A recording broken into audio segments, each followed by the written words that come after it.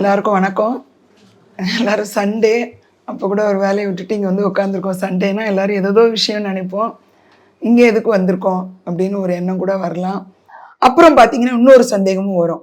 என்ன அப்படின்னா, மனதளவில் நம்ம சொன்னோம், கோபம் சொன்னோம் இல்லையா, உணர்வுகளை பற்றி சொன்னோம். அடுத்து அறிவில் கூட தான். அறிவில் கூட சில பேர் கேட்பாங்க, அறிவு எப்படி சார், அறிவை கூட சரி பண்ணணுமா? கண்டிப்பாக. ஏன்னா அறிவுன்றது என்னது, ஒரு collection of information and knowledge தான். அதை நம்ம எக்ஸ்பெரிமெண்ட் பண்ணியே பார்த்துருக்க மாட்டோம். அதை எக்ஸ்பெரிமெண்ட் பண்ணி பார்க்கறதுக்கு தியானம் ரொம்ப யூஸ்ஃபுல்லாக இருக்கும். நிறைய அனுபவங்கள், அதனால தான் கேட்க சொல்லுவார் பத்ரிஜி. அவங்க அனுபவங்களை கேட்டுக்கிட்டே இருங்க. ஒவ்வொருத்தரோட அனுபவமும் உங்களுக்கு ஒரு பாடமாக இருக்கும். ஆனால் அந்த அனுபவத்தை மட்டுமே பிடிச்சி தொங்கக்கூடாது. நம்ம அதை எக்ஸ்பெரிமெண்ட் பண்ணி பார்க்கணும். அப்போ தான் உண்மையிலே அது கரெக்டானு புரியும். மற்றபடி சொல்கிறத கேட்டுக்கிட்டே இருந்தால் புரிதல் வருமா? வராது. அப்போ நமக்கு என்னெல்லாம் வித்தியாசத்தை இது வரைக்கும் பார்த்தோம். தியானம் யாரெல்லாம் பண்ணலாம், எங்கெல்லாம் பண்ணலாம், எப்பெல்லாம் பண்ணலான்னு. ஆனால் குறிப்பிட்ட இடத்துல தானே மேடம் பண்ண சொன்னீங்க, அப்புறமா நாங்கள் வேற எங்கேயும் பண்ண முடியாதா? இப்போ சைக்கிள் முதல்ல ஓட்டும் போது கையை பிடிச்சி ஓட்டு, இடுப்பு ஆட்டாத, முதுக வளைக்காதன்னு சொல்லுவாங்க. கற்றுக்கிட்ட பிறகு எப்படி ஓட்டுறான் ரோட்டில்? கையை பிடிக்காம ஓட்டுவான், படுத்துக்கிட்டு ஓட்டுவான், ஒரு காலில் படல் அடிச்சுட்டு ஓட்டுறான். முடியுதே. அந்த மாதிரி தியானம் நீங்கள் கண்ணை விழிச்சுட்டே இருக்க முடியும். இரைச்சலையும் உங்களால் இருக்க முடியும், உள்ளுக்குள்ள இரைச்சல் இல்லாமல். இரைச்சல் எல்லாம் வெளியில தான், உள்ளுக்குள்ள இரைச்சலே இல்லைன்னு வைங்க, நீங்கள் கிளியராக இருப்பீங்க. அப்போ உங்களுக்கு அந்த தியானம் புரியும். கண்ணை திறந்திருந்தாலும் தியானம்தான். கண்ணை திறந்திருக்கும் போது அந்த ஆற்றலை வாங்கலாம். எந்த வேறுபாடு இல்லாமல், குறைபாடு இல்லாமல் நம்மளால இருக்க முடியும் அப்படிங்கிறது தான் நமக்கு சொல்லுது. அதனால தியானம்ன்ற வார்த்தை இதே தான்ப்பா, எங்க பாரு மெடிடேஷன் மெடிடேஷன் சொல்லிக்கிட்டே இருக்காங்க அப்படின்னு தோணுது. ஆனால் அது ஒரு டூல் தான். அதனோட இது ரொம்ப ரொம்ப விரிஞ்சது. சொல்லப்போனால் இதெல்லாம் ஒரு கரையை தான் நான் சொல்லிட்டு இருக்கேன். மொத்த கடல் யாருக்கு தெரியும்? கடல்ல வர்ற அலைகளை மட்டும்தான் நம்ம பார்த்துட்டு இருக்கோம். ஆழ்கடலோட இருக்கிறது மொத்தமா தெரியுமா? அது போறதுக்கு நமக்கு தைரியம் வேணும். அந்த அலைகளை தாண்டி போனதான் ஆழ்கடலுக்கே நம்ம போக முடியுது. இந்த அலைகளை தாண்டக்கூடிய ஆற்றலை கொடுக்கறது தான் நமக்கு தியானம். ஏன்னா தியானத்துல உணவு ரொம்ப முக்கியம்னு சொன்னோம் இல்லையா? உணவால பிரச்சனைகள் வருது, உணவுக்கும் உடலுக்கும். உணவு உடலுக்கு தான் சம்மந்தப்பட்டதுன்னு நினைக்கிறோம். ஆனா உடலும் மனசும் சம்மந்தப்பட்டது தான். கோபமா இருக்கும்போது நல்லா சாப்பிடுவீங்களா? இல்ல, மனசு தானே கோவப்படுது. உடம்புக்கு என்ன வந்தது? கம்முன்னு போய் சாப்பிட வேண்டியது தானே? இல்லை. அப்போ உடலுக்கும் மனதுக்கும் சம்பந்தம் கண்டிப்பா இருக்கு. அப்ப நீங்க சாப்பிடக்கூடிய உணவுக்கும் மனதுக்கும் சம்பந்தம் இருக்கா? கண்டிப்பா இருக்கு. அதனால்தான் உணவுகளை சாத்வீக உணவு. சாத்வீகம் என்னது உங்களுக்கு தெரியும். வெஜ்ஜு தான் சாப்பிடணும், நான்வெஜ்ஜு சாப்பிடாதீங்க. ஏன்னா அதனோட உணர்வுகளை உள்வாங்குறோம். இல்ல முக்கியமா சார் கேட்டுட்டே இருக்காரு, மிருகங்களுக்கு எப்படி மேடம் தியானம் சொல்றீங்க அப்படின்ட்டு. மிருகங்களுக்கு ஆற்றலை வாங்க முடியும்னு சொன்னேன். அதை விட அதிகமா வாங்குறது தாவரம் தான். தாவரம் தான் உண்மையிலே அதிக ஆற்றலை வாங்குது. எப்படி சொல்லுங்க? தாவரம் உணவை தயார் பண்ணுதே, யாருக்குமே பண்ண முடியல. தன் உணவை தான் தயார் பண்ணிக்குது. எங்கிருந்து தயார் பண்ணுது? நம்ம சொல்ற 5 பூதங்கள்ல இருந்து அது எடுக்குதா? அதை நம்புறோமா? ஏன் அந்த 5 பூதங்கள் நம்மளால எடுக்க முடியாத? அந்த 5 பூதங்கள்ல இருந்து தாவரம் எடுக்குது. அதுதான் இருக்கிறதுலே பியூரஸ்ட் ஆற்றல். அந்த ஆற்றலுக்கு கழிவே இல்லை. தாவரத்துக்கு ஏதாவது கழிவு வருதா? இல்லையே. அதனோட உணவை நம்ம சாப்பிடுறோம், அதுவே உண்மையிலே செகண்ட் தான். அதனாலதான் தாவர உணவுக்கு நம்ம உடம்புல கழிவு வருது. ஏன்னா நம்ம செகண்ட் ப்ராசஸ் ஆயிடுச்சு. இப்ப இதே ஒரு மாமிச உணவுன்னு வச்சுப்போம், அது தாவரத்தை சாப்பிடுது, அதுக்கே கழிவுகள் வர ஆரம்பிச்சிருச்சு. அது உடம்பு அது உள்ள சேமிக்குது, செகண்ட் ப்ராசஸிங் ஆரம்பிச்சிருச்சு. அதை நம்ம சாப்பிடுறோம். எங்க இருக்குது ஆற்றல்? எங்க இருக்குது ஆற்றல் நினைக்கிறீங்க? அதுல ஆற்றலே இல்லை. நம்ம உணவை எதுக்காக சாப்பிடுறோம்? ஆற்றலுக்காக தானே சாப்பிடுறோம். அந்த உணவை நம்ம உள்ளுக்குள்ள எடுத்துக்கிட்டா எப்படி ஆற்றல் வரும்னு நினைக்கிறீங்க? அதனாலதான் பத்ரிஜி அடிக்கடி சொல்றாரு, உணவுல ரொம்ப கவனமா இருங்க. சரி, சாத்விக உணவு போதும், அளவுக்கு அதிகமா நிறைய சாப்பிட்டா என்ன கிடைக்குது? எனர்ஜிக்காக நீங்க சாப்பிட்றீங்க, ஓகே, ஆற்றல் நல்லா உழைக்கணும், டயர்ட் ஆயிடுச்சு. அதிகமா உணவு சாப்பிட்டா என்ன ஆகுது? ரொம்ப டயர்ட் ஆயிடும், போய் படுக்க போயிடுவோம். ஏன் தெரியுமா? உடலுக்கு நல்ல ஞானம் இருக்கு. ஐயையோ, இவன் முழிச்சுக்கிட்டே இருந்தா இன்னும் தள்ளிக்கிட்டே இருப்பான் போல, என்னை வேலை பார்க்க விட மாட்டான், நீ போய் படுப்பான்னு படுக்க வச்சிடும். ஏன்னா அது உள்ள நீங்கள் அனுப்பின உணவை செரிக்கணுமே, அதுக்கு எனர்ஜி வேண்டாமா? அதுக்கு எனர்ஜியே கொடுக்காம வெறும் வேலையை மட்டும் கொடுத்துட்டே இருக்கீங்க. ஒரு ஆளுக்கு, ஒரு ஆள் வேலை செய்யறதுக்கு சக்தி இருந்தால் தானே வேலை செய்வான். அந்த உடலுக்கான சக்தியே கொடுக்கல, ஆனால் வேலையை மட்டும் கொடுத்துக்கிட்டே இருக்கீங்க. அப்போ எப்படி உடல் வேலை செய்யும்? அப்போ ஏன் உடல்ல நோய் வராது? அதனால்தான் சாத்விக உணவு, கொஞ்சம் குறைஞ்ச உணவு. அதெல்லாம் இப்படி தான்ப்பா சொல்லுவாங்க. மெடிடேஷன் வந்தாலே உணவை குறைச்சிருவாங்க. இதை சாப்பிடாத, அதை சாப்பிடாத, ருசியாக கிடையவே கிடையாது. இது உங்களுக்கான ஆனந்தம், உங்களுக்கான ஆரோக்கியம். இது யாரோ சொல்லி வர்றதில்லை. ஏன் உணவை குறைக்கணும்? ஒரு கேப்பு கொடுங்க. அதை அரைக்கிறதுக்கு கூட கேப் இல்லையே. ஒரு மிக்சிலேயே முழுசா போட்டால் அரைக்காத, அது ஏன் பகுதி போடுறீங்க? பிளேடு நல்லா சுத்தணும் தானே. அதுக்கப்புறம் கொஞ்சம் தண்ணி ஊற்றுறோம், அப்போ தானே நல்லா அரைக்குது. அதனால தான் பகுதி உணவு, கால்வாசி தண்ணி. அதுக்கப்புறம் கேப் விடணும். தண்ணி ஊற்றிட்டோன்னு ஃபுல்லாக போட்டிங்கன்னா அரைக்குதா? எவ்வளோ அழகாக நம்ம முன்னாடியே எக்ஸாம்பிள்ஸ் இருக்குது, கவனிக்கிறதே இல்லை. ஏதோ கிடைச்சது போட்டு திணிச்சு ஸ்டாப் பண்ணிக்கிற மாதிரி. அப்போ உடல் ஏதாவது பாதிப்பு இல்லாமல் எப்படி போகும்? உடலுக்கு எப்படி நோய் வராதுன்னு சொல்கிறீங்க? அந்த விழிப்புணர்வு தான் தியானத்தில் வேணும். எதுக்கு அந்த விழிப்புணர்வு? உடல் உங்கள் கூட பேச ஆரம்பிக்கும். எவ்வளோ போதும், அது எப்பயுமே நம்மக்கிட்ட சொல்லுது, நம்ம தான் கேட்கறது இல்லை. ருசியாக இருக்குது, ஃப்ரீயாக கிடச்சிது, நிறைய இருக்குது, இன்னொரு சாப்பிட போகிறோம் அப்படின்ற அந்த மனசோட இதுக்கு நம்ம சாப்பிட்றோம். ஆனால் உடம்பு படும்போது மட்டும் சொல்லுவோம், இப்படி வந்தது எனக்கு வியாதி, ஒரே வாந்தி வர மாதிரி இருக்குது, மயக்கமாக இருக்குது. கொடுத்தது நீ தானே, எதை கொடுக்குறியோ அதை அனுபவிச்சு தானே ஆகணும். அதுவும் உடல் பாடம் எடுக்குது. உணர்வுலாம் அப்படி தான். உணர்வுல நீங்கள் கொடுத்துக்கிட்டே இருப்பீங்க, அப்புறம் அது உள்ளுக்குள்ளே பாதிப்பு வரும்போது பாதிப்பு மட்டும் கண்ணுக்கு தெரியுது, நீங்கள் கொடுத்தது கண்ணுக்கு தெரியலையே. அப்போ எதுலலாம் நமக்கு விழிப்புணர்வு வேணுன்றத அது சொல்லுது. ஏன் மைக்ரோவன் ஃபுட்டு வேண்டாம்? ஏன் நான்வெஜ் வேண்டாம்? ஏன் ரொம்ப நேரம் சமைச்ச ஃபுட்டை சாப்பிட வேண்டாம்? ஏன் அதிகமாக சாப்பிட வேண்டாம்? ஏன் பழங்களை எடுத்துக்கணும்? ஏன்னா பழங்கள் ஆரம்பத்திலே சொன்னேன், முதல் ப்ராசஸிங். அதே நம்ம சமைக்கும் போதே குறைய ஆரம்பிக்குது நிஜமாவே. அதில் ஆயில வேற கொட்டிட்டோமா, சொத்து அதில் இருக்க ஆற்றல் மொத்தத்தையுமே குறைக்கிறோன்னு அர்த்தம். ருசிக்கு அப்படி பழகி போயிருக்கோம் இல்லையா? கரெக்டு தானே? அதெல்லாம் கொட்டி என்ன பண்ணுறோம்? அதை சாப்பிட்றதே எதுக்கோன்னு சாப்பிட்ற மாதிரி இருக்குது. உடலுக்கான உணவே இல்லை அது. கரெக்டு தானே? அப்போ நம்ம உணவை எப்படி விழிப்புணர்வோடு சாப்பிட்றது, ஒரு உணர்வுகளை எப்படி விழிப்புணர்வோடு கொண்டு போகிறது, இதற்கு எல்லாத்துக்கும் தியானம் உங்களுக்கு வழிபடுது. அதனால தான் தியானம் அவசியம். இப்போ உணவு இல்லாமல் யாராவது இருக்காங்களா உலகத்தில்? எல்லாருக்கும் அப்போ தேவையா இல்லையா தியானமும்? தியானம்னா என்ன? விழிப்புணர்வு. விழிப்புணர்வு எல்லாருக்குமே தேவை.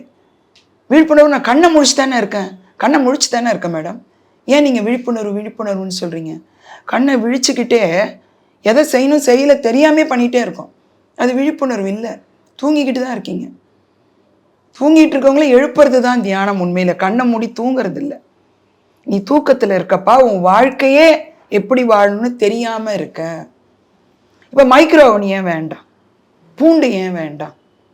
இங்கே வந்தாலே ரூல்ஸாக போடுவாங்க. எல்லா இதுலேயும் போனால் இதுதான், ஏதாவது ஒரு ரூல்ஸை கொண்டு வராங்க.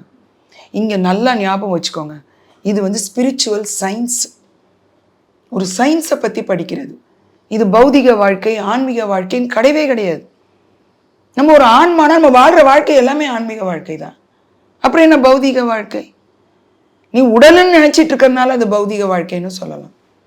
நீ உள்ள வேற ஒன்று இருக்கு, அது ஏற்குது, அது நம்ம புரிஞ்சுக்கிட்டோம்னா அது எல்லாமே ஆன்மீக வாழ்க்கை தான்.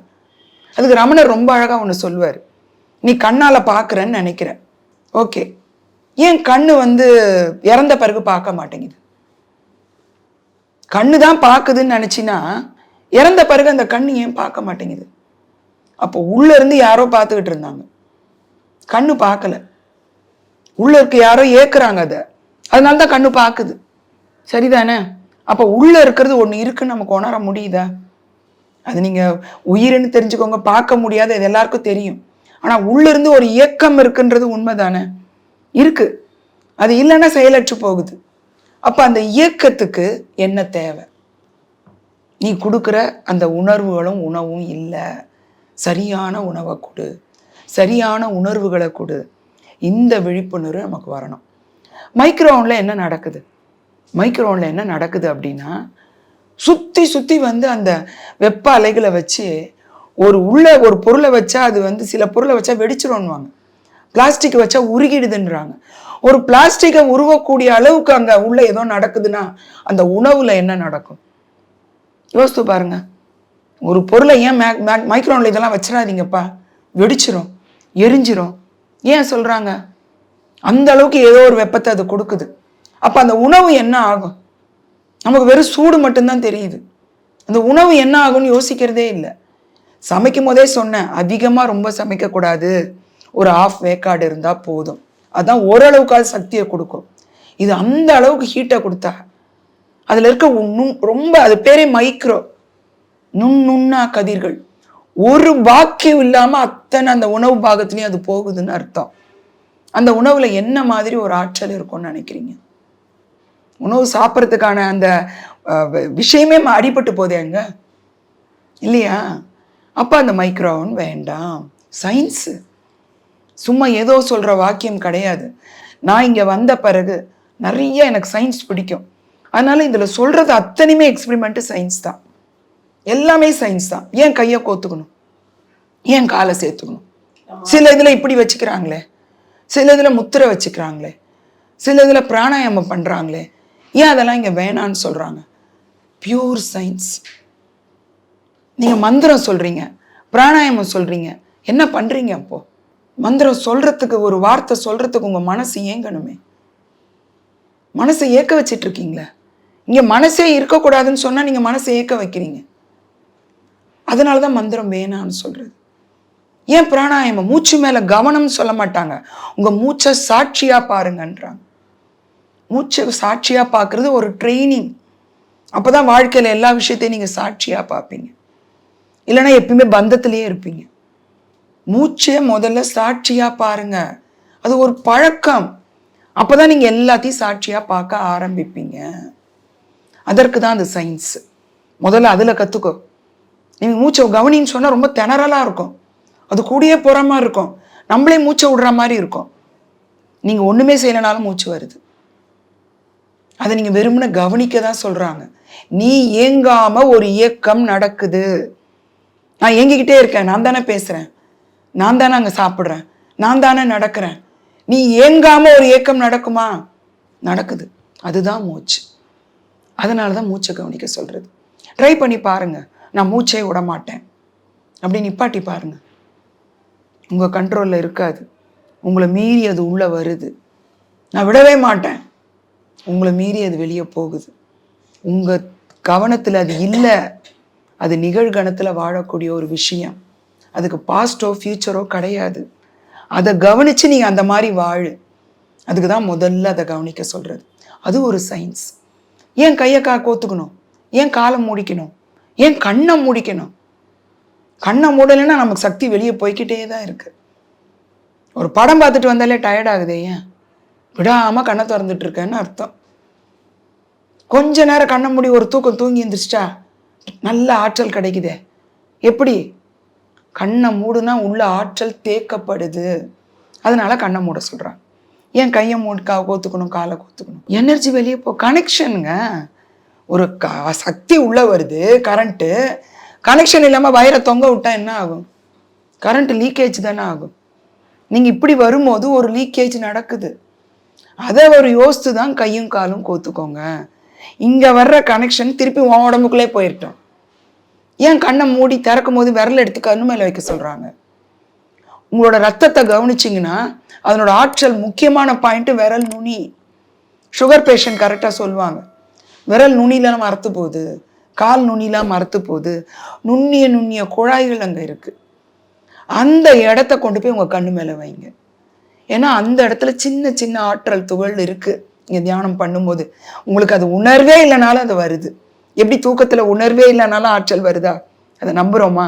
நான் கண்ணை மூடி தியானம் பண்ணி எனக்கு ஒன்றுமே தெரியலையே, நீங்க ஒண்ணுமே தெரியலனாலும் உள்ள வருது. அது மனம் ஏங்காம கொஞ்ச நேரம் இருந்தாலும் அது வந்துடும். ஏன்னா நீ அப்பதான் காலி பாத்திரமா ஆக்குற. காலி பாத்திரம் இருந்தா தானே உள்ள வரும். அது வரைக்கும் ரெப்பி வச்சிருந்தா எப்படி உள்ள வரும்? கொஞ்ச நேரம் காலி ஆக்குங்க, ப்ராக்டிஸ் பண்ணுங்க. அப்புறமா எப்பவுமே காலி பாத்திரமா வச்சுக்கோங்க. எப்பவுமே அந்த ஆற்றலை வாங்கிக்கிட்டே இருங்க. அப்போ எப்பவுமே புரிதல் உணர்வோடு இருப்பீங்க. அப்போ அந்த கண்ணில் வைக்கும்போது நமக்கு ஆற்றல் மீண்டும் நம்ம உடலுக்குள்ளே போகுது. அப்போ நமக்கு ஆற்றல் இன்னும் கொஞ்சம் அதிகமாகுது. இந்த லீக்கேஜ் இல்லாமல் பார்த்துக்கலாம். எல்லாம் முடிச்சிட்டிங்க மேடம், எல்லாம் நல்லா இருக்கு சொன்னேன். வீட்டுக்கு போனால் திருப்பி அதே முதலேருந்து ஆரம்பிக்குதே, அதே பிரச்சனைலாம் அப்படியே தானே இருக்குது. பிரச்சனைலாம் மாறிடும்னு யாராவது உங்களுக்கு சொன்னாங்களா? எந்த பிரச்சனையும் மாறாது. யாரையும் மாற்றுறதுக்காக நீங்கள் தியானம் பண்ணலை. அந்த பிரச்சனையை எப்படி நீங்கள் பார்க்கணுன்றதுக்காக தியானம் பண்ணுறீங்க. இதுக்கு ஒரு மாஸ்டர் ரொம்ப அழகாக சொன்னாங்க. வெயிட்டாக ஒரு 1000 ரூபாயை காயினாக மாற்றி உங்ககிட்ட கொடுத்துட்டாங்க. எப்படி தூக்கிட்டு போவீங்க? வெயிட்டாக இருக்குது, தூக்கவே முடியல. அதை ஒரே ஒரு நோட்டாக மாற்றி கொடுத்துட்டாங்க. எப்படி இருக்குது? ஈஸியாக தூக்கிட்டு போகிறீங்க. மதிப்பெண்ணவோ அதே தான், மாறலை, ரூபா மாறலை, ஆனால் தூக்குற விதம் மாறி போயிடுச்சு. அதுதான் இந்த வாழ்க்கையில் நம்ம வச்சுக்கணும். பிரச்சனைகள் அப்படியே தான் இருக்கும், ஆளுங்க அப்படியே தான் இருப்பாங்க, சூழ்நிலைகள் அதே போல் இருக்கும். நீங்கள் பார்க்குற விதம் மாறிடும். அதுலேருந்து விடுபட ஆரம்பிப்பீங்க, அதை ஆனந்தமாக பார்க்க ஆரம்பிப்பீங்க. இதுக்காக தான் வர்றோம். நம்ம பூமிக்கு வர்றதே ஆனந்தமாக வாழறதுக்கு. அதற்கான ஒரு வழி தான் தியானம். அந்த ட்ரைனிங் மூலமாக நம்ம வாழ்க்கையை இன்னும் கொஞ்சம் ஆனந்தமாக ஆக்கிக்கலாம். இதில் தான் நிறைய சந்தேகங்கள் எல்லாருக்கும் இருந்திருக்கும். இந்த சந்தேகங்கள் பேசிக் சந்தேகங்கள், அடிப்படையாக நமக்குள்ளே வர்றது அப்படின்றதுனால இந்த பேசிக் சந்தேகங்கள் மட்டும் இன்றைக்கி நான் சொல்லியிருக்கேன். இதற்கு வாய்ப்பளித்தீங்க. ரொம்ப அமைதியாக இருக்கணும்.